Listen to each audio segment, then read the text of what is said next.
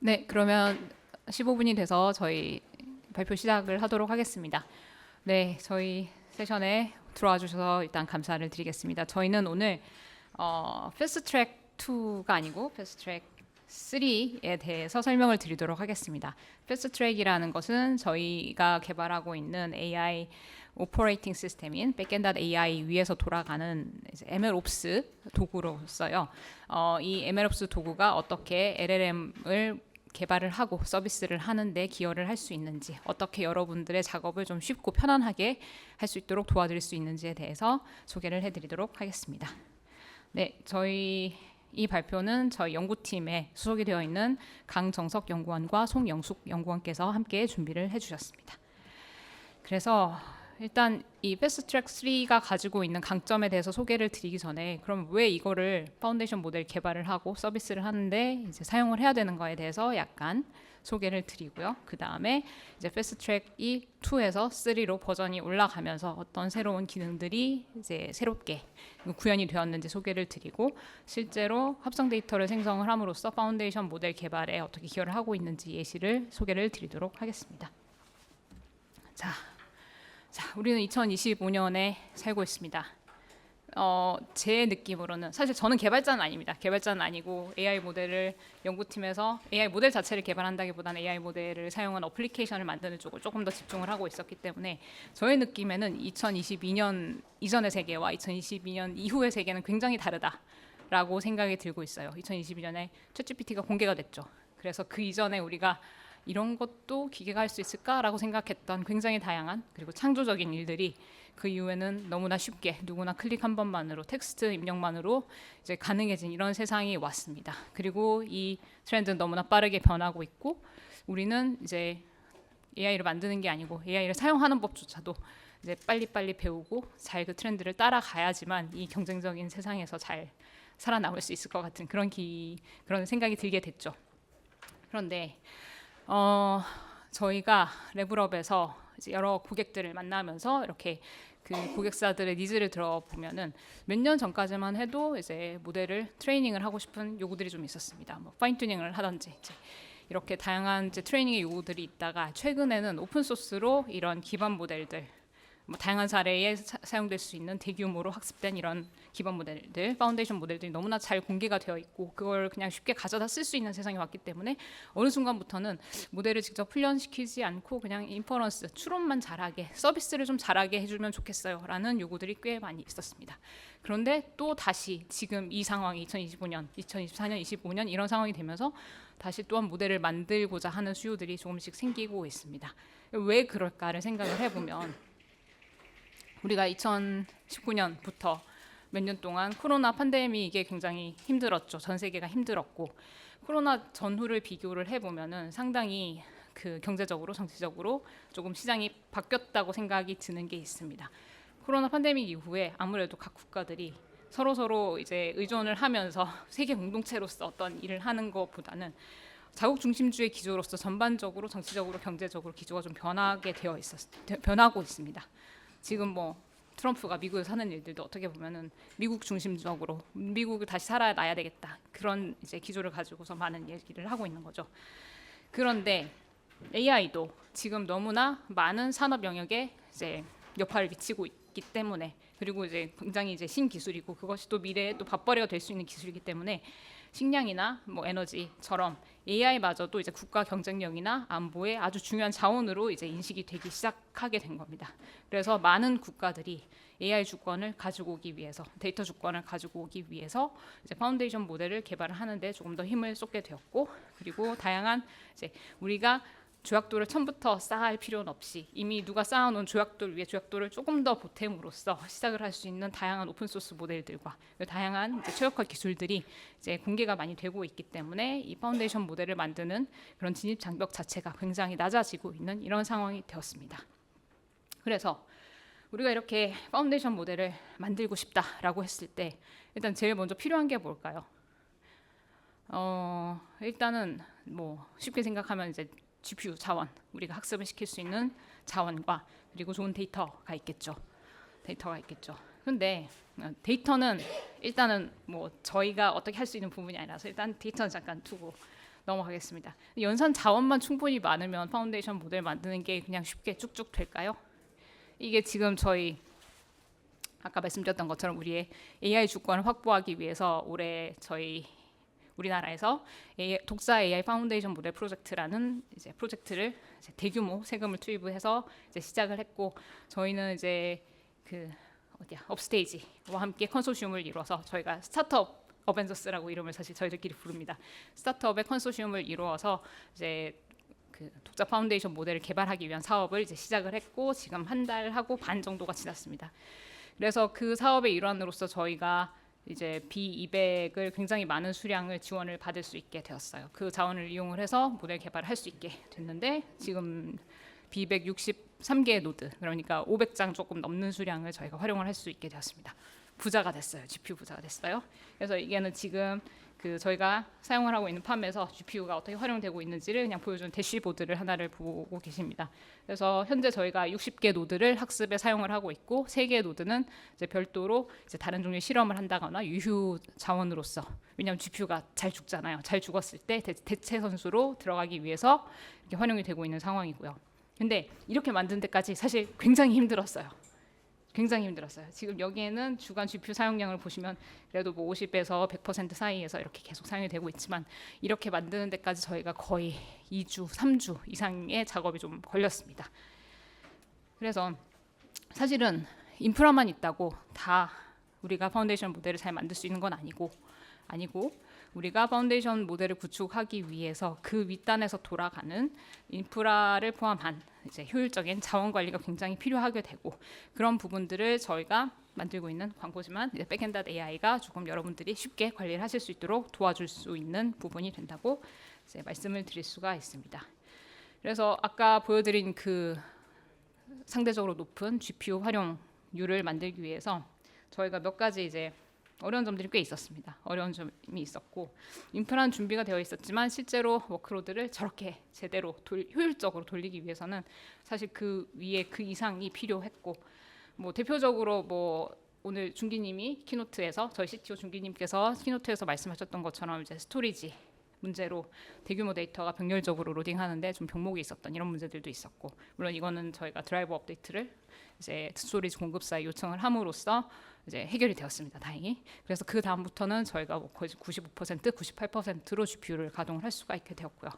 또 다른 문제는 뭐 GPU가 잘 죽는다고 말씀을 드렸잖아요. 대략적으로 통계적으로 100장의 GPU를 한 달 동안 쭉 돌리면은 거의 1%라고 했으니까 거의 한 장은 무조건 뭔가 문제가 생긴다고 얘기를 하고 있습니다.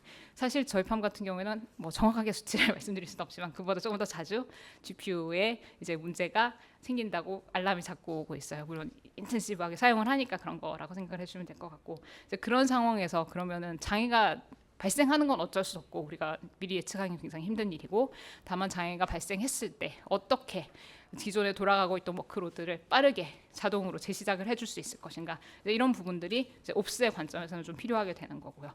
그리고 또 지금 저희가 갖고 있는 이제 B200이라는 블랙웰 아키텍처가 사실은 나온 지가 좀 되긴 했지만, 생각보다 이 B200 위에서 모델을 학습시키기 위한 다양한 뭐 라이브러리나 이런 것들이 조금 최적화가 아직은 좀 잘 안 되어 있다. 네, 물론 엔비디아에서 제공하시는 그 프레임워크를 사용을 하면, 뭐 네모 프레임워크를 사용을 하면은 좀 잘 돌아간다고는 하지만, 그 외에 다른 학습 도구들을 사용을 한 경우에는 조금 뭔가 버전이 안 맞아서 아니면 뭔가 다른 이유로 좀 잘 안 되는 경우가 좀 많고, 그래서 그런 부분들을 해결하기 위해서 제일 잘 맞는 궁합과 조합을 이제 찾기 위해서 굉장히 많은 실험이 필요한데, 그러한 실험들을 수동으로 하는 거는 말이 안 되는 거고, 그런 것들을 다양한 옵션을 주면서 실행을 해보는 그런 자동화가 굉장히 필요한 이런 상황이 되고 있습니다. 그래서 최대 성능은 이제 하드웨어로 결정이 되는 거지만, 거기에서 최대한 효율을 이끌어내는 것은 결국은 그 위에서 인프라를 관리하는 소프트웨어, 그리고 그 인프라 그 학습 모델 코드를 돌리기 위해서 이제 우리가 지원을 해주는 그 옵스가 정말 중요하다, 그런 이제 말씀을 드릴 수가 있습니다. 그래서 지금 이러한 페인 포인트들 중에 어떤 것들은 해결이 된 것도 있지만, 어떤 것들은 여전히 현재 진행형이고, 저희가 계속 엔비디아뿐만 저희 컨소시엄의 업스테이지뿐만 아니라 엔비디아와 그다음에 이 그 클러스터 제공사들과 함께 이제 계속 회의를 하면서 이 문제를 해결해 나가려고 애를 쓰고 있고요. 그래서 저희가 이 파운데이션 모델 개발에 기여를 하기 위한 전략이 이제 크게 두 가지가 있는데, 한 가지는 이제 효율성을 높이기 위해서, 비용 최적화를 위해서 이제 다양한 실험들을 하기 약간 이 업데이트가 좀 안 됐군요. 네, 비용 최적화를 위해서 이제 다양한 접근을 할 수 있게, 다양한 실험을 빠르게 자동으로 해볼 수 있도록 하는 이러한 이제 옵스적인 관점에서 이제 지원을 하는 게 있고요. 그 다음에 이제 대규모 데이터를 가지고서 결국은 학습을 해야 되기 때문에 그 합성 데이터를 이용해서 데이터 수집 비용을 절감을 하고 이제 조금 더 효과적으로 학습을 시키는 그런 이제 전략을 저희가 제공을 해드릴 수가 있고요. 이 부분은 조금 넘어가겠습니다. 그 외에도 이제 결국은 인프라를, 하드웨어를 제공하는 기관이 있고, 저희처럼 이제 소프트웨어적인 인프라를 제공하는 기관이 있고, 실제로 모델 학습을 진행하는 기관이 있고, 그리고 이제 GPU 자체를 또 공급을 하는 엔비디아가 있고, 이렇게 서로 다른 전문성을 갖고 있는 기업들이 서로 조금 협업을 해야지 이제 시너지를 내면서 실제로 당면하고 있는 이런 문제들을 해결해 나갈 수 있는 그런 이제 과정을 만들 수가 있기 때문에, 이제 협업을 통해서 저희가 갖고 있는 문제들을 이제 잘 해결해 나가려고 애를 쓰고 있습니다.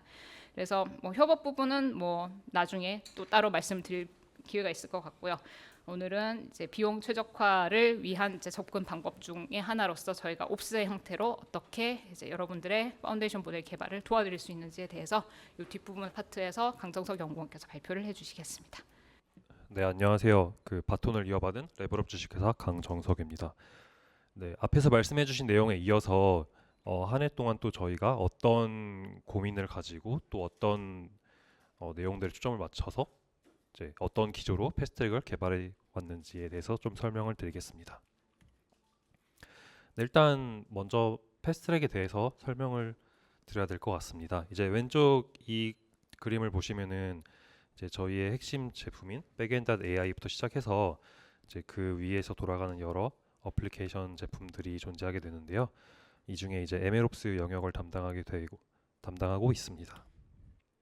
그리고 뭐 작년에 이어서 이제 패스트트랙의 변천사를 살짝 살펴보자면은 23년도에는 이런 모습이었고, 24년도에는 이런 모습, 또 25년도에는 조금 더 그 톤 앤 매너를 통일하여 이런 모습으로 개발이 되고 있습니다. 네, 이제 패스트트랙 3가 되면서 추가된 기능들을 하나 둘씩 소개해 드리려고 하는데요. 일단 조금 더 기능들을 다양화하고 또 관리성을 높이기 위해서 뭐 간단한 파이프라인이나 아니면은 자원 혹은 이런 전반적인 사용 정보를 한눈에 파악할 수 있는 대시보드가 추가되었고, 또 관리자 입장에서는 어떤 사용자가 어떤 자원을 어떻게 다뤘는가 등을 확인할 수 있는 감사 로그가 추가되었습니다. 그리고 앞에는 파란색이었는데 이제 지금은 또 보라색이죠. 이제 그런 색깔이나 로고 등의 테마 설정도 추가되었습니다. 네, 또한 또 제일 핵심적인 기능 추가 중 하나는 기존 버전에서는 저희가 그 학습 파이프라인만 지원이 되는 형태로, 예를 들어서 이런 간단한 뭐 그 컴퓨터 세션 단위로 실행을 해줌으로써 뭐 트레이닝 이후에 밸리데이션 과정을 하나의 파이프라인으로 구상한다던가 하는 정도로 지원을 했었는데, 이제 패스트트랙 3가 되면서 모델 서빙 태스크가 추가되었습니다. 그래서 모델 학습부터 최종적으로 서비스 배포하여 이제 사용자가 퍼블릭하게 접근할 수 있는 엔드포인트를 제공할 수 있는 개념으로 또 만들고 있고요. 또한 이 모델 서비스 배포는 파이프라인의 최종 단계에 들어갈 수 있지만 파이프라인 중간에 들어갈 수 있게 되고, 저희 같은 경우에는 이제 합성 데이터 생성 연구를 진행하면서 이제 LLM을 이용하고 그 LLM에서 이제 데이터를 생성해내야 되는 그런 필요성이 있었는데, 이런 유즈 케이스와 같이 어떤 파이프라인 중간에 모델을 띄워두고 이 모델을 다 사용한 다음에 파이프라인 종료와 함께 모델을 종료시키는 방식으로도 사용할 수가 있게 됩니다. 네, 그래서 이제 왼쪽 그림을 보시면은 워낙 일반화된 방법이긴 한데 저희 나름대로 그 하나의 LLM 모델을 만드는 과정을 이렇게 도식화한 것이고요. 이 각각의 네모, 이 단위 태스크를 그대로 저희 플랫폼 패스트트랙에 옮겨올 수 있다는 것을 보이고 있습니다. 네. 그리고 이제 패스트트랙 3가 되면서 이제 기존 MLOps에 더하여 이제 요즘 또 많이 되고 있는 LLMOps라는 것을 이제 지원하고자 했는데, 사실 MLOps도 그렇겠지만 LLMOps라는 용어도 정답은 없는 것 같습니다. 모두 비슷한 고민을 하고 있고 어느 정도 합의는 되었지만 정답은 없는 것 같습니다. 그래서 먼저 저희가 이제 연구자를 위한 플랫폼을 만들고 있기 때문에 이제 여러 경로를 통해서 또 말씀해 주시는 피드백도 많이 받아들이고 있지만, 동시에 저희가 좀 선제적으로 그 필드에서 들려오는 어떤 페인 포인트들에 대한 이해와 또 대응을 해야 된다고 생각을 했습니다. 그래서 이제 그 여러 필드에서 LLMOps에 대해서 어떻게 접근하고 있는지를 좀 생각을 해봤고요. 그럴 때 이제 크게 좀 정리를 해보자면, 첫 번째는 이제 LLM이라는 단어 용어에서 나타나듯이 정말 거대 모델을 운용해야 된다. 그래서 그 거대한 GPU 클러스터를 좀 안정적으로 운용해야 된다라는 그런 페인 포인트가 있었지만, 이것은 저희 백엔드.ai가 이제 10년 가까이 꾸준히 지원해왔던 내용이기 때문에 어떻게 보면 저희가 제일 잘 걸맞는 전장이라고 보고 있고요. 또 하나는 결국 LLM 연구 과정에 뭐 학습 혹은 평가 과정에 필요한 그런 프롬프트 관리하는 단계에서도 많은 필요성이 있다는 것을 알 수가 있었습니다. 제 왼쪽 같은 경우는 데이터브릭스가 이제 LLMOps 절차를 이렇게 도식한 것이고, 오른쪽은 AWS에서 가져온 그림인데, MLOps에서 LLMOps로 넘어오면서 이런 프롬프트 엔지니어링과 또 프롬프트 테스터 같은 포지션이 매우 중요하게 이렇게 대두되었다라는 것을 표현하고 있습니다. 네, 그래서 그러기 위하여 저희 패스트트랙에 또 추가된 기능들을 소개해드리자면은, 첫 번째로는 프롬프트 관리 기능인데요. 저희도 처음에는 이런 기능이 없다 보니까 뭐 합성 데이터를 생성할 때도 이제 여러 프롬프트를 테스트해보고 그래야 되는데, 처음에는 그래서 파일로 관리하고 수동으로 관리하고 좀 이런 문제가 있었습니다. 그래서 그러다 보면 사실 여느 실험이 그렇겠지만 한 번에 딱 그 최고의 결과물이 나오는 법은 없고, 이제 여러 번 시행착오를 거치면서 수정 테스트하면서 완성해 나가야 되는데, 이런 버전 관리에도 문제점이 있었고 또 공유하는 부분에도 문제가 있었고, 또 이 프롬프트를 파이프라인에 삽입하여 실행하는 데에도 문제가 있었습니다. 그래서 그런 부분을 이제 저희 플랫폼 위에서 바로 사용할 수 있도록 도와드리게 되었습니다. 그래서 왼쪽을 보시면은 그 프롬프트 목록을 관리할 수 있는 페이지가 있고, 네, 간단하게 프롬프트를 뭐 추가하거나 편집하거나 이럴 수 있고, 또 여기 히스토리 버튼을 누르면은 그 버전별로 프롬프트가 어떻게 변경되었는지 내역을 확인할 수가 있게 됩니다.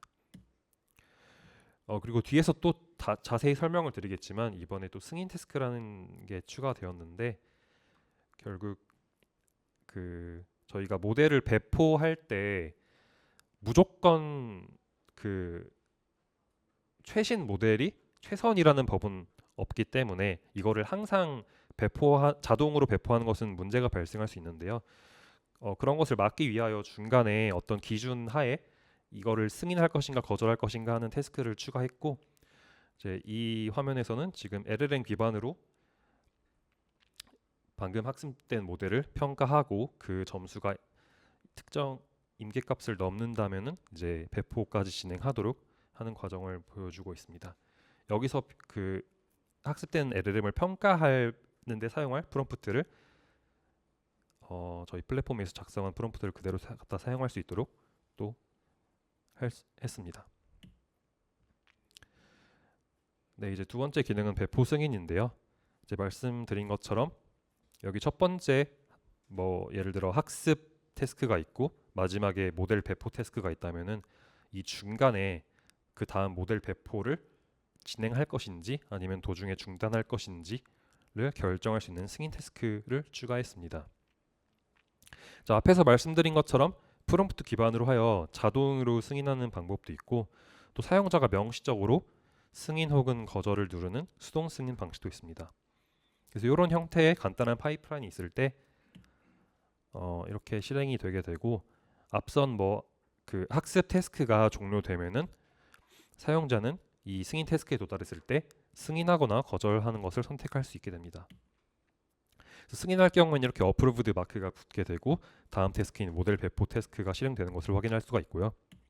만약 거절할 경우에는 이렇게 rejected 마크가 붙고 다음 태스크가 약간 색깔이 다른데 다음 태스크가 실행되지 않고 취소된 것을 볼 수가 있게 됩니다. 네, 그리고 이제 모델 학습 파이프라인이 실행되는 그 상태 과정을 추적할 수 있도록 이런 여러 정보를 또 제공해 드리고 있습니다. 사실 모델이라는 게 항상 성공하진 않고 이제 중간에 여러 가지 문제로 내 코드 문제일 수도 있고 인프라 문제일 수도 있고 여러 가지 문제로 에러가 발생할 수 있는데 그렇게 에러가 발생할 경우에는 이렇게 그 알림과 어떤 부분에서 에러가 발생했는지 등의 메시지를 볼 수 있게 도와드리고 있습니다. 네, 그리고 저도 옛날에 모델 돌려놓고 자고 일어나면은 중간에 터져 있어서 이제 교수님께 많이 깨졌던 추억이 떠오르는데요. 그래서 앞서 말씀드린 그런 여러 가지 이유로 모델 학습 중간에 문제가 발생했을 때 시스템 차원에서 이것을 자동으로 재실행시켜 주는 것을 보장할 수 있는 기능을 추가했습니다. 그래서 세션을 등록할 때 이렇게 실패 시 재시작 옵션을 켜주게 되면은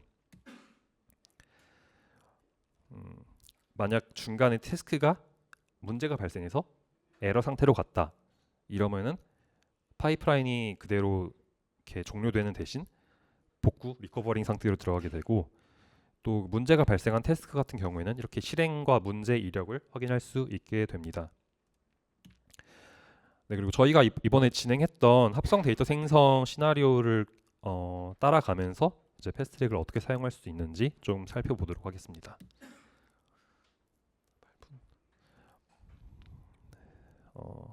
네, 이제 패스트트랙에서 각각 태스크 혹은 파이프라인을 운영할 때 그 API 키라든지 아니면 사용할 모델 이름이라든지 이런 거를 환경 변수를 통해서 이렇게 설정할 수 있도록 도와드리고 있고요.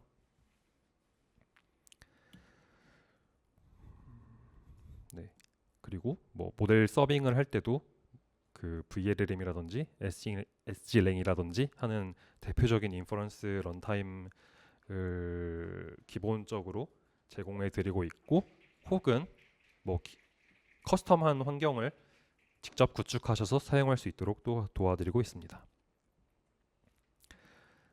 네, 그리고 앞에서 말씀드린 것처럼 만약 그 모델 서비스를 영구적으로 띄우는 대신에 파이프라인 수명 주기와 맞춰서 일시적으로 띄우고 싶다면은 임시 실행 모드를 이용하여서 파이프라인을 실행할 수도 있습니다. GPU는 비싸니까요. 그래서 만약 임시 실행 모드로 파이프라인을 실행했을 경우에 그 파이프라인 실행 동안에는 여기 하단에 이렇게 파랗게 모델이 실행되게 되고 그 모델을 접근할 수 있는 엔드포인트가 노출되게 되는데요. 이 파이프라인이 종료된다면은 모델도 마찬가지로 자원을 해제하고 종료되기 때문에 이렇게 엔드포인트도 그 사라지는 것을 볼 수 있습니다. 그리고 저희가 여러 가지 모델을 합성 데이터를 생성할 때도 이제 어떤 모델이 어떤 스타일을 더 잘 만드는가를 비교하기 위해서 그 다양한 모델을 사용해 보고 비교를 해봤어야 되는데 그런 과정에서 그 어떤 모델을 사용할지 매번 값을 바꿔가며 파이프라인을 실행하는데 좀 불편함이 있었습니다. 그래서 그런 과정을 좀 개선하기 위하여 이렇게 하나의 파이프라인을 다양한 컨피규레이션을 가지고 동시에 실행할 수 있도록 하는 기능도 추가가 되었습니다. 네, 그리고 마지막으로 그 저희 패스트트랙엔 이제 스케줄 기능이 있는데요. 이런 크론 스타일의 어떤 타임 스케줄을 입력하게 되면은 그 타임 스케줄을 따라 최대 n회 파이프라인이 자동으로 실행되도록 할 수 있습니다. 이 기능을 이용한다면 저희가 주로 말씀드리는 게 사용자가 많이 몰리는 낮 시간에는 이제 실제 서비스의 GPU를 좀 더 많이 투자하고 사용자가 비교적 적어지는 새벽 시간에는 학습에 좀 더 GPU를 많이 사용할 수 있도록 이렇게 유연하게 운영할 수 있게 됩니다. 그리고 이 스케줄을 이용하면 자동으로 학습이 실행될 거기 때문에 저희는 편안하게 잠에 들 수 있게 됩니다. 네, 이제 발표 종료하기에 앞서서 앞선 내용을 좀 정리하자면은 패스트트랙을 통해서 모델 학습부터 튜닝 및 배포까지 이제 엔드투엔드로 지원할 수 있게 되었다라는 것을 말씀드렸고, 또 저희 코어 이상 백엔드 AI 상상해 오던 GPU 자원 효율적 활용을 넘어서 실제 모델 개발, 이제 인프라 레벨이 아니라 실제 모델 리서치 과정에서의 편의성을 높이는 방향으로 개발을 했습니다. 이제 그리고 이후에는 그런 발생 가능한 여러 에러나 문제에 대해서 더 안정성을 개선하려고 하고 있고, 또 오픈 소스 커뮤니티와 산학연 협력 프로그램 등을 확대하면서 여러분 근처에 더 다가가려고 합니다. 네, 여기까지 발표 마치도록 하겠습니다. 감사합니다.